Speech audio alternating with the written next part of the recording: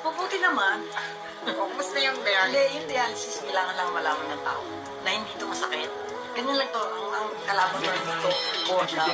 That's fine. Yung gusto ko lang pag na-remember ako ng tao pag namatay ako, yung nakakatawa yung ulit na, yun lang. That's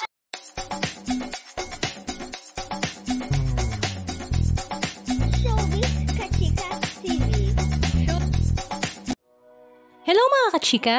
Usap-usapan nga ngayon sa social media ang nakakalungkot na balita na ibinahagi nga ni ex-senator Bong Revilla patungkol nga sa kanyang manager na si Manay Lolit Solis. Ngayong araw nga daw, July 4, 2025 ay pumanaw na nga si Manay Lolit Solis, ang batikang entertainment writer, talk show host at talent manager sa edad na 78 years old.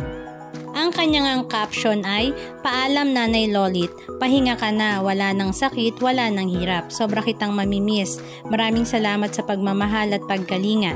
You have been a solid rock for me, a staunch of defender, and most importantly, a mother who took care of me and my family up to your last days with us."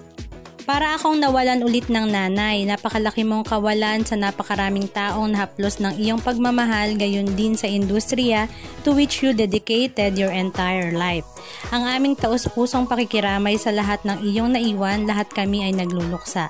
Mahal na mahal ka namin.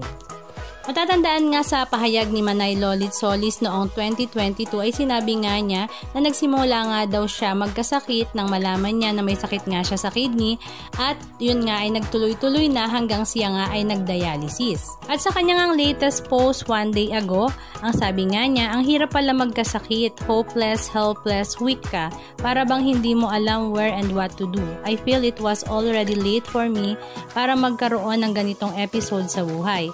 Pero alam mo naman si God, alam niya when or where ibibigay sa iyo ang mga bagay. Wishing na sana gumaling ako kaagad at maging active uli. I love life, I love my works, I love my friends, I live life like everybody else. But if being sick is a sacrifice I have to experience, it was an eye-opener for me. Marami mang nakabanggaan or nakaaway sa pagiging taklesa, si Manay Lolit Solis ay talaga namang napakarami rin nga ang nagluluksa dahil marami rin nga siyang natulungan sa mundo ng showbiz industry. Kaya naman, ang lahat ay nakikiramay sa pamilya ni Manay Lolit Solis. Ay, sabay. Hawakan to with cake para sa cake. Nagaling ko kayo na natin, alalay na natin.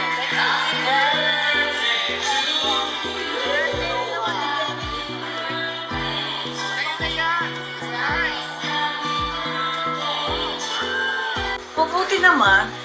Kumusta yung dialysis? Hindi, yung dialysis, kailangan lang malaman ng tao na hindi ito masakit. Ganyan lang to, ang kalaban mo nito, boredom. Dahil, gano'ng katagal ba yung dialysis? At siguro, Nakakatawa yung ulit na, yun lang. With a smile. Yung gusto ko lang pag na-remember ako ng tao pag namatay ako, yung nakakatawa yung ulit na, yun lang. With a smile. Yung gusto ko lang pag na-remember ako ng tao pag namatay ako, yung nakakatawa yung ulit na, yun lang. Anong masasabi nyo mga kachika? Just comment down below. And please don't forget to subscribe. Thank you!